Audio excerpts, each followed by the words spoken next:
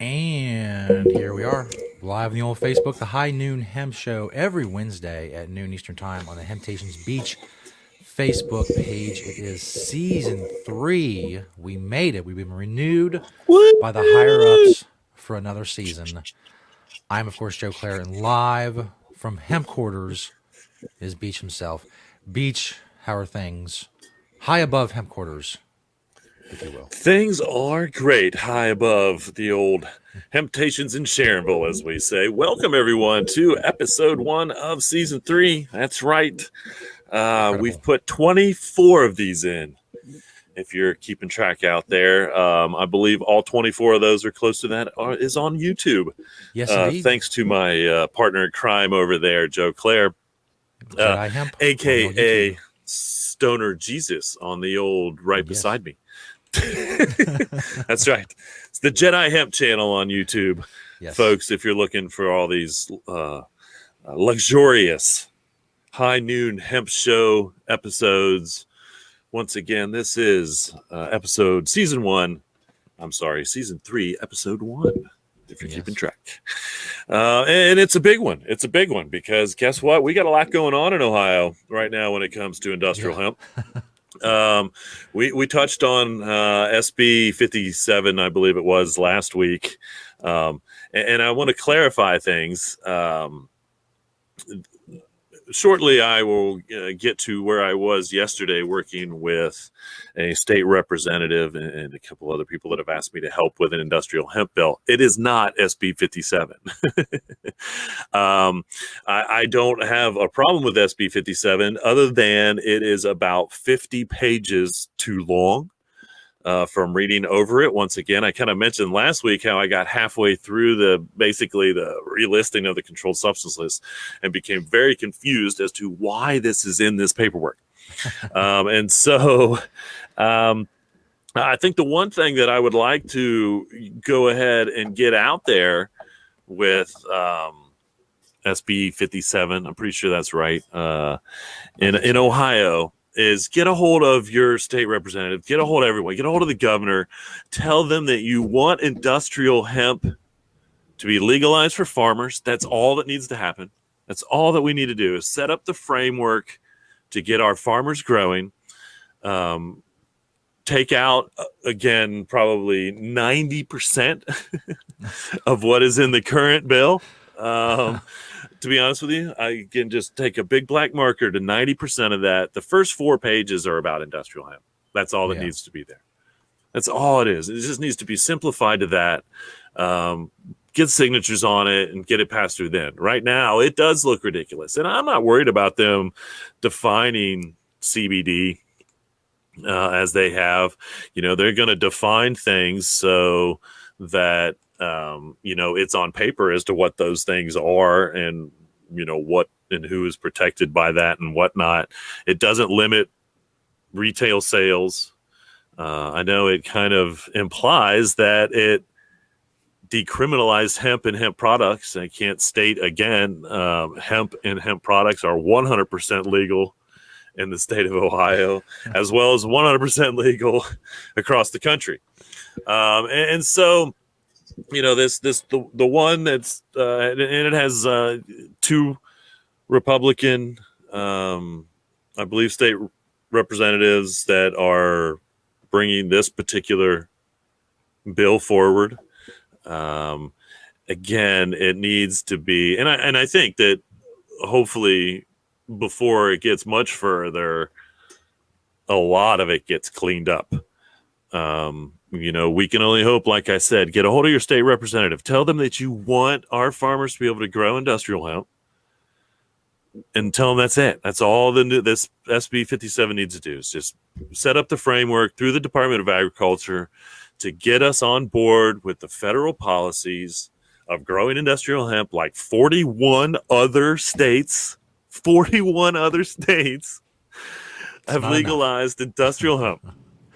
And so we are literally, that's right. It's not enough. You are absolutely correct. My goal has always been 50. It is 50 federally, but it's not 50 state-wise. And so once again, we have to change our state laws to get out of the last 5% of the states that have not legalized industrial hemp. Now, this first picture that I'm going to show you here are some people that are in fact trying to do that. Julie, to the left, if we start on the left, Julie owns Meg's Fertilizer. She came to me and asked me to be involved with the Ohio Hemp Summit 6 months or so ago, which was a great event up in central Ohio. A lot of education on everything, farming equipment, the laws, everything. It was a really, really well put together event. She came to me and asked if I would help with another state House bill. In the middle of this picture is State Representative Juanita Brent. She is out of House District 12, and she is looking for a co-sponsor. So on this particular thing, if you want to get a hold of your state representatives that make these decisions, you want to get a hold of the governor, tell them that you support what State Representative Brent, B-E-R-N-T, Brent, in the middle of the picture here, tell them to support or even co-sponsor her industrial hemp bill, which is really written by, I know Julie had a lot of influence on it. And the only thing that I have seen, and I brought this up 6 months ago when Julie showed me this, and she mentioned yesterday that there was only one state representative that had an issue with the same issue that I had, and that is she wants to cap the acreage at 500 acres. And I understand from a heart issue, so to speak. Why? Because she wants to keep the big businesses out of it. She wants to keep it, from 5 to 500 acres for commercial use. And I get it. But I said the same thing that the one state representative says. Why limit it at all? My goal is to always have these greedy corporations get involved with industrial hemp and have things change, and they can make their money and we can save the planet and we can have a better product. And I'm okay with that. I've always been okay with the greedy corporations getting a hold of hemp. I've encouraged it. I want hemp to be everywhere. I want everyone to have hemp. And if that comes to the greedy, I shouldn't say greedy, but I should say more don't really care about farming industry, farming because it obviously does, make them millions and millions of dollars, but not because they care about what they're farming, how they're farming, what they're using to farm, blah, blah, blah. That's my big issue. If you're farming right, and you're doing everything right, I don't care how many acres you grow. I realize the more acres you grow, the more stress it puts on everything. And so then you have to resort to all these chemicals and non-standard ways of farming.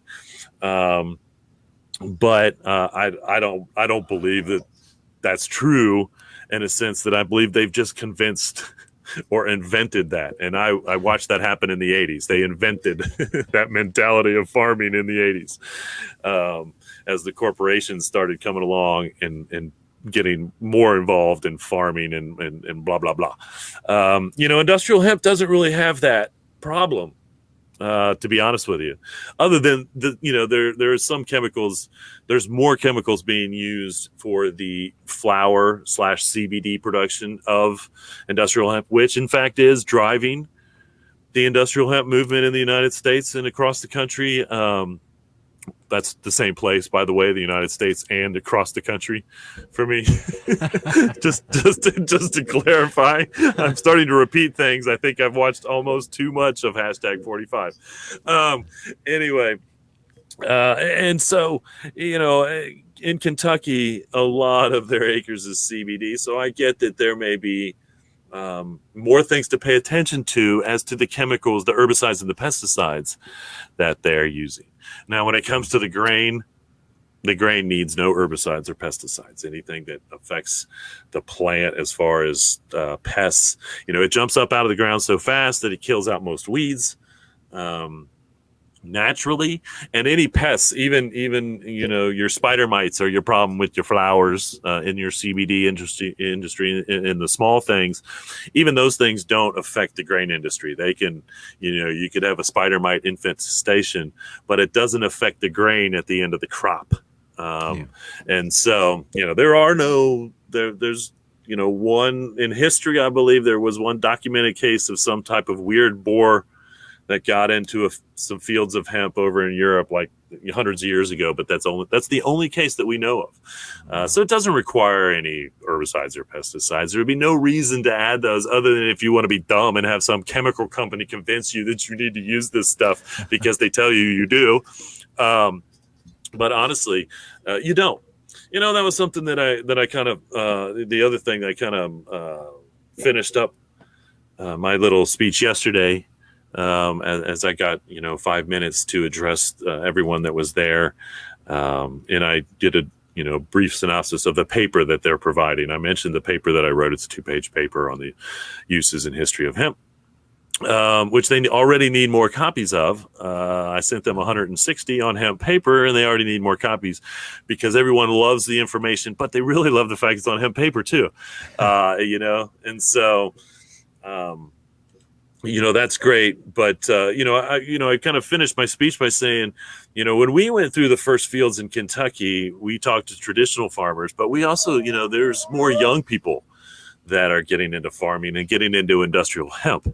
And so I think anything that can bring a younger generation into farming, is great, in all honesty, because I would have said not too long ago that entrepreneurial farming doesn't really exist much, other than we do see a reemergence in the organic, all natural, which is great because it's, organic stuff is a little bit harder to maintenance when you're just trying to do it with humans or maybe naturally with animals or other insects fighting other insects and things like that.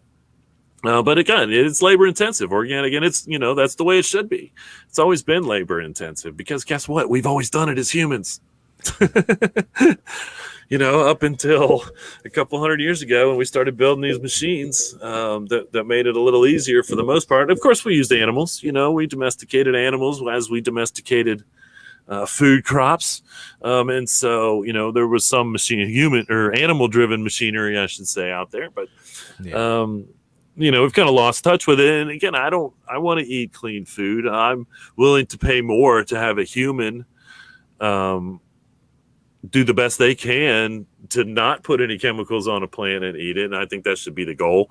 Industrial hemp obviously is one of those products where, again, it can't all be labeled as organic, whether they don't use chemicals on it or not. Organic is a soil rating. And so you have to have a standard of soil that's rated as organic to put organic on the plant or on the label or on whatever it is you're growing, so to speak. And it's hard, and it costs more to keep those standards too. And in Ohio, I believe, they charge you a bunch of money to keep that organic certification. And I understand a little bit because the state comes and they do testing and there's got to be tests and machines need to be paid for. And I want to make sure that if you're going to say you're organic, that, every part of where you grow doesn't have chemicals in it. And so I get that there's got to be some cost to it and whatnot. But I don't think that farmers should be rewarded for being able to put a bunch of chemicals on their stuff that we're going to end up eat or put into our bodies just because that chemical is accepted and okay and has been used and blah, blah, blah. And so again, with industrial hemp, we really don't have to worry about that type of stuff. And so, even if a company in Ohio wanted to grow 1,000, big corporation wanted to grow 1,000, 5,000 acres of industrial hemp, there's no more harm than I think someone growing 5 acres of hemp, other than if it's the flower, and then maybe watch. And again, that's where You want to watch the end product. You want to find out where your CBD flower came from, find out whether it's been tested for chemicals and pesticides and herbicides and all these other things that shouldn't be in something that you're going to ingest. That's for sure. Yeah. And that's no different for anything. And so, but right now, I'm sure that some companies do, and some companies don't. We're still it's kind of new, and so that's the one thing we've yet to pick up at Hemptations is actual flower material, CBD, industrial hemp CBD. And so, it may be soon. We're not real sure, but again, it will have a paper trail, and that paper trail, will be very extensive because I think that's the most, in my opinion, it will be the most controversial CBD product out there is the flower. And I think it will be the least understood by law enforcement. Yeah. And so, making sure that those P's and Q's are followed, I think is a good idea. Indeed. And so, there we are. That's what's going on in Ohio, folks. We have one state bill, 57, who is making some headway. It has two. It is co-sponsored, but needs a lot of redaction, a lot of black marker, a lot of slashes. Again, I wanted to take what didn't need to the shredder box, but then I thought, well, that's a waste of paper. I got 45, 50 pieces of paper I'm going to have to shred just to make a point of how much of this thing needs to go away. And so I didn't do that. But picture in your mind 50 pieces of paper being shredded, and then the last 4 or so are the ones that just, again, make it so we can set up the framework to get our farmers growing industrial hemp in Ohio. The other thing to watch is, again, State Representative Brent, out of House District 12, who is trying to find a co-sponsor for that 2 to 4 page hemp bill I was just talking about, which is a little different. It's a little different. And I didn't finish up by mentioning Tim Johnson in the picture there. Tim has been he is a ex police officer who has been a long patron. We met when, and I don't know if he still works with LEAP or not, I believe, but Law Enforcement Against Prohibition. We probably met 20 years ago speaking at an event. And so he has been fighting to end prohibition on all its levels for a long time. And I love that he is involved, honestly, in this industrial hemp part of it. Because he's a solid representative of all things cannabis, and good person. I'm glad he's at my back when it comes to industrial hemp, or I've got his back, I should say, because these guys are kind of taking charge, and they've just asked me to kind of provide the facts and speak on that. But that's who we need to. That's who we need to get done. Honestly, if we can get Representative Brent's bill co-sponsored and pushed through, that would be fantabulous. We are just weeks away, honestly, from being too late for this year, and so I don't think anything's going to get done this year unless they push this SB 57 through and all its convoluted craziness. But I guarantee you, they still won't have it. They won't have a program up and ready to go because I think that they're not too pushed to do anything either. Yeah. And then I did want to show this other picture real quick because another thing about this meeting that we had yesterday was all the ladies. I mean, there were more women at this event, at this speaking to this push of this House bill or this bill for legalizing hemp by Representative Brent. And I love that again. And this is just a great picture of women that have been involved in the hemp movement for a long time and women that are just now getting involved in it. I hate to say girls, but girls that are in college that are pushing, their friends in college and are part of this movement for cannabis. And so, it was really neat to see these girls these women get together, especially pushing for industrial hemp, pushing for these things, because it's the right thing to do. And it really is. And so to see the women being able to be involved, and I don't like to use the minority because we're all equal. There is no such thing as a minority. And so I just, again, it warms my heart. It warms my mom's heart. I am sure to see so many women doing something and being involved, because she was definitely an advocate for equality, and women can do as anything a man can do. That's for sure. So kudos to the women of hemp. These are the women of hemp in Ohio that were present yesterday. There are more women of hemp, trust me. But this was a nice little group that was there representing industrial hemp up in Columbus. So, all right, there's awesome. all things hemp. That's a good Ohio rant, man. That's half the show. That's important. And a lot of people, you check the as I do, I obsess over the demographics of the show and how things are going. A lot of Ohio people listening and watching and getting information that they probably won't be able to get anywhere else. Certainly not from reading newspaper articles on the on what's going on. They're not going to get all the information they need. No, it's true. But I am trying to set up an interview now with someone at the Columbus Dispatch who was there yesterday and wanted to talk to me again. So hopefully we can get some of that stuff clarified. But yeah. All right, then. All right, moving on. Let's get on to this old product spotlight. Get this show on the road, as they say. The first one is the ITEL Hemp Wick. And so this is kind of more on our smokable side of things. But the Hemp Wick it's a better way to light something that you're going to ingest than a butane lighter or any type of liquid lighter, because those chemicals go into you. ITEL, they're the original, they say. And so, we have been carrying their products for quite a while. Moving on to, probably the second most popular form of ingesting CBD products is these are the Blissful Remedies gumdrops. And Blissful's kind of a new company. Hey, it's a sideways picture. Good for beach. It is.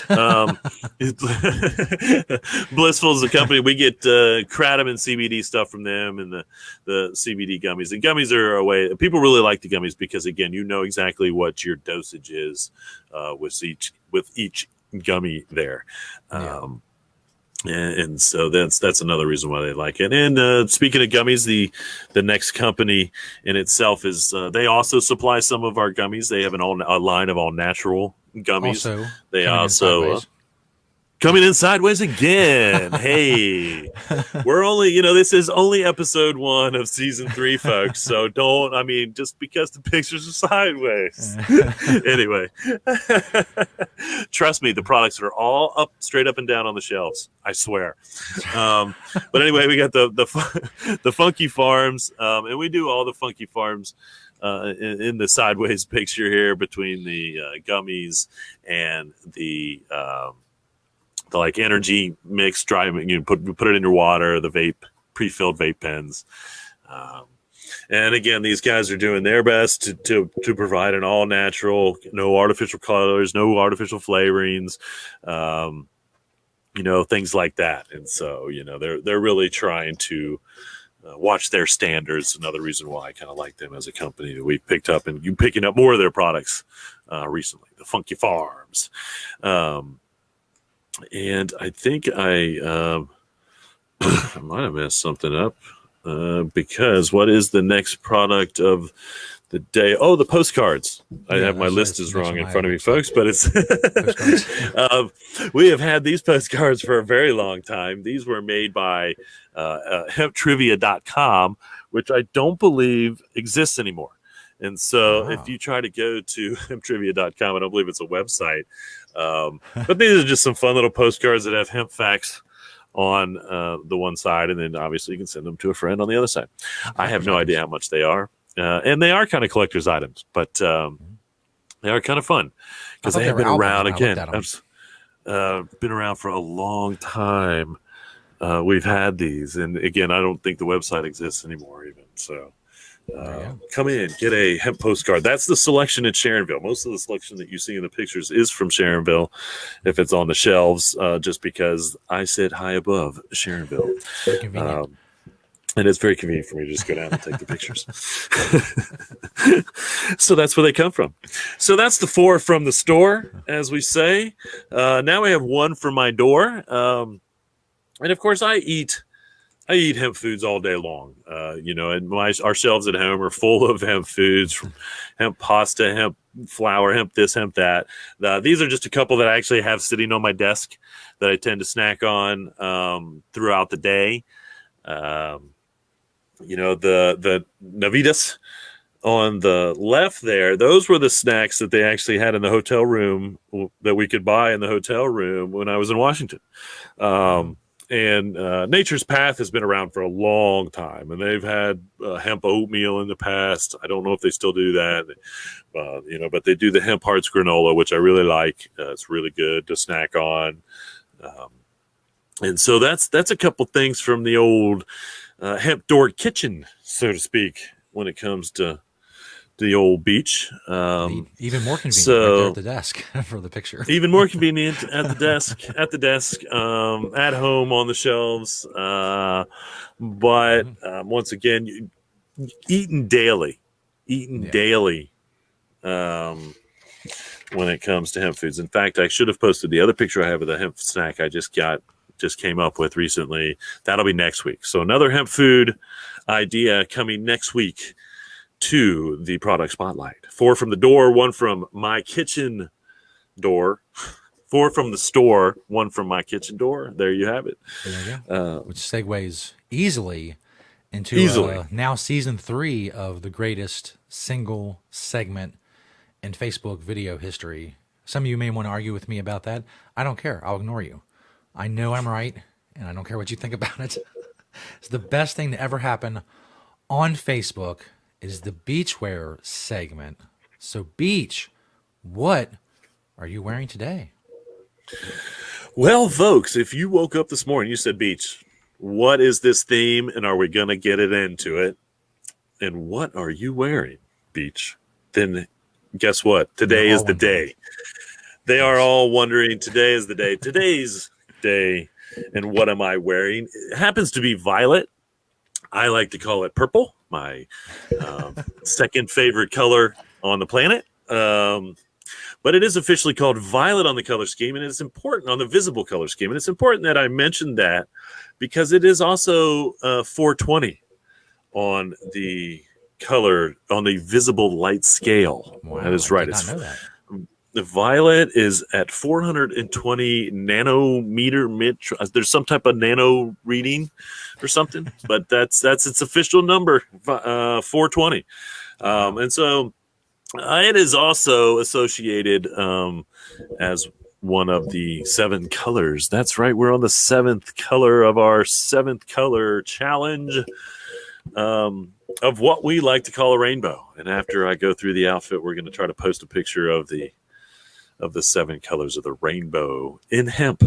But today I've got on my my grassroots Jumbi hat, which I really like, with the purple swirls of different colors of purple or violet and indigo, because some people think that indigo is kind of purplish as well. And we got the Hemptations University Young Maven t-shirt printed here at Planet Everywhere.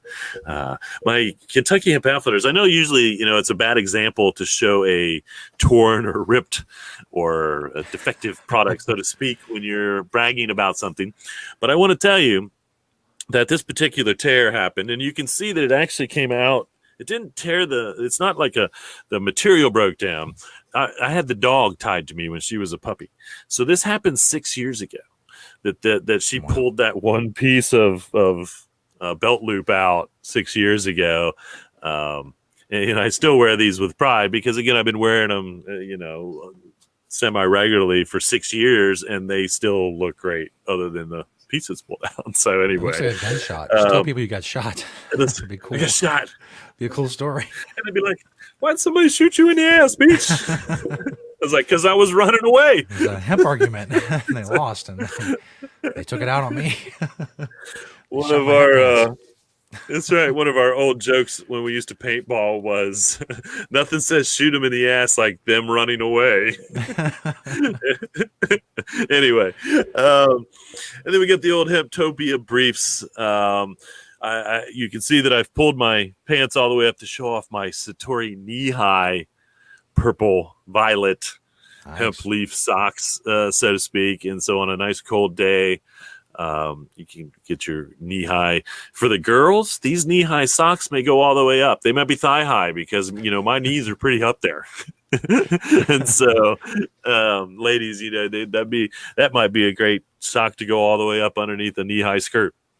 On a brisk day, or just to show off the leaves because they're beautiful leaves. And then I've got my wicked boots down on the bottom.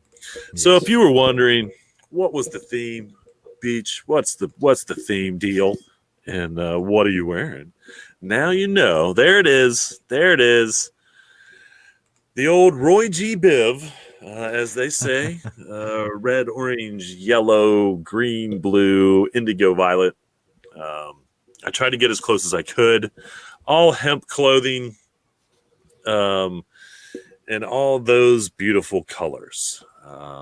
Next week's theme will be natural. No.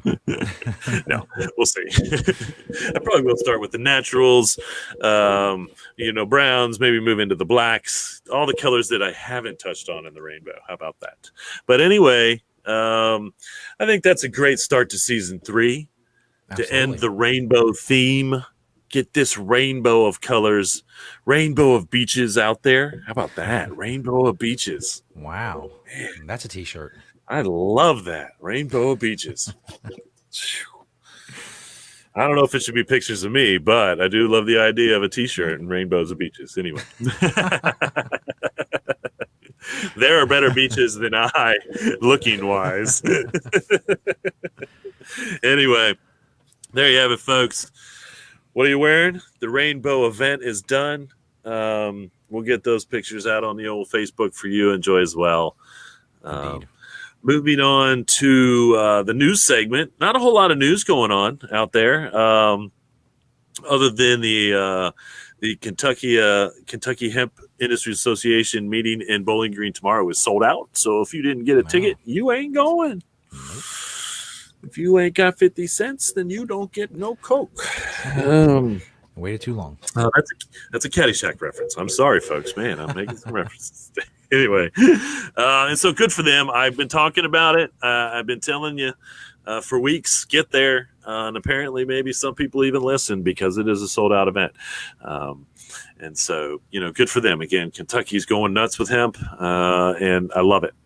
March 23rd, we've got the Michigan Hemp Biz Symposium. That's a part of the Hemp Biz Conference symposiums that's going on, so you can go to their website, I think, get more information. End of March 29th and 30th, of course, you got the NOCO in Denver. This is the 6th year of NOCO, and I think the most impressive thing about this, and I was out there maybe for the 2nd or 3rd year, I don't remember, and it was, unbelievable, is that they have the governor of Colorado is going to speak at NOCO. And so, obviously he's cannabis friendly, but I think to show up at this industrial hemp expo that's been only going on for 6 years and representing it goes a lot to say for what NOCO is doing, what they've done as far as getting hemp out there, whether it was Colorado or bringing people from all over the country to this event. And so if you don't have plans, you don't have much time, you got about a month to plan NOCO, and it did move to Denver. This is the first year it's going to be in Denver as well because they ran out of space because it was also getting that big. And so I can't imagine that the Denver Convention Center has got to be, I think that's where it is. I'm not positive on that, but I assume it's got to be at a pretty big convention center because the convention center that it was in before was pretty darn big, if you ask me. It was a neat little place. That's NOCO. I'll talk more about it as it gets closer. You can go to NOCO Hemp Expo, get tickets, get more involved. It wouldn't surprise me if that doesn't sell out some way, if they actually have a sellout. way. I know that the shows sell out. Like there are different tickets, to whether you can go to participate in certain things. Yeah. But anyway, April 6th, you got a John Patterson's hemp building experience in Phoenix, Arizona. You can go to hempfulfarms.com to get more information on that. That's a 1-day, 2-day hemp hempcrete building event. April 13th and 14th, you have the National Expo in Louisville, Kentucky. They have their information, I believe, all over the internet, Facebook and whatnot as well. And then April 28th, you've got the Cleveland Hemp Expo, which I will be giving my keynote presentation at, with hopefully a little bit of time to take some questions. And so that is at the Odeon in Cleveland, April 28th. It's a Sunday, the Cleveland Hemp Expo. Get more information on that. If you'd like to hear at least me drop my full-blown knowledge. No, it's not my full-blown knowledge. It's still a short version, but it's a long version. Yesterday, I gave a short version, which is only about 5 minutes. My keynote runs probably 30. And then if it's only 30, then I'll take questions after that, because I think I have 45 minutes at the Cleveland Hemp Expo, April 28th. And so that gets us through April with some events. And I do have a question that I do want to answer. And this question was actually brought up yesterday at the event that we had. And I didn't really get a chance to answer. And I wish I would have been a little bit more prepared to answer, put my input in anyway. But the question is what's the best soil for hemp? And it's really not a question of what's the best soil for hemp. It's really the question of what doesn't hemp really grow in. And honestly, it doesn't like cold mountainous materials, and it doesn't like sandy desert, but anything in between, Dirt. it will grow on, for the most part. The biggest challenge, honestly, with hemp, because it is naturally drought resistant, but the biggest challenge is actually irrigation or drainage in probably the first 6 weeks or so.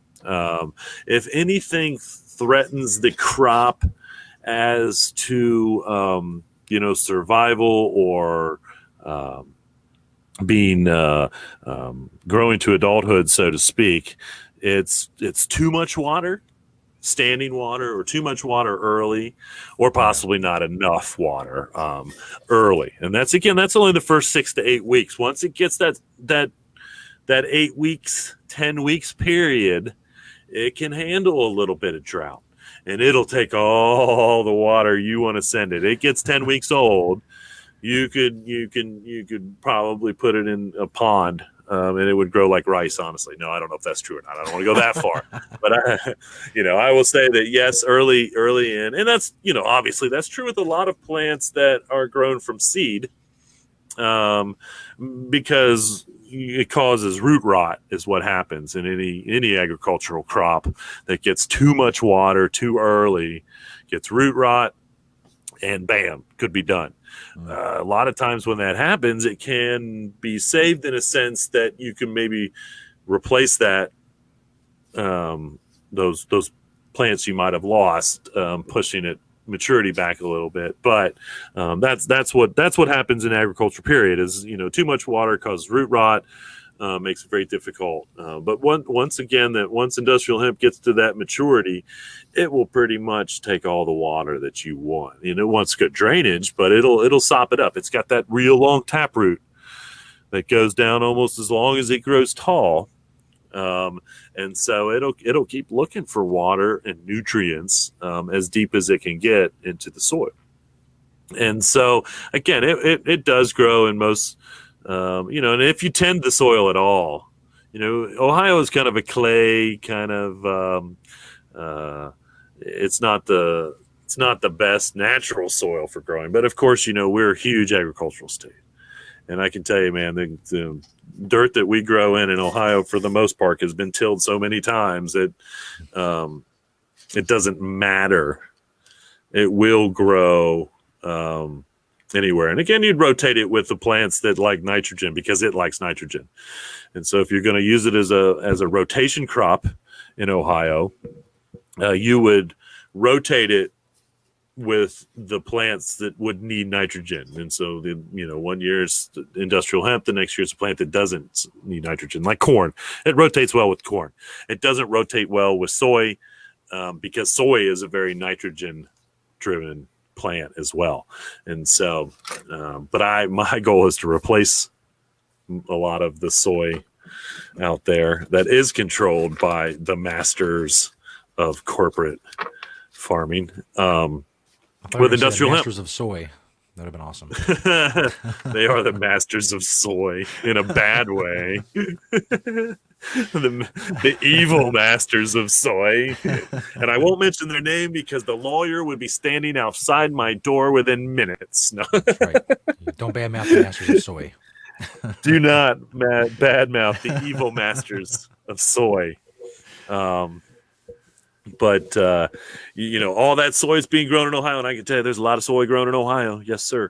We grow a lot of corn because Native Americans were growing corn here. And so we just took that from the Native Americans like we did everything else and continued to grow corn in the flatlands of Ohio. So we have a lot of corn, and we had a lot of corn, and corn was grown here before we got here.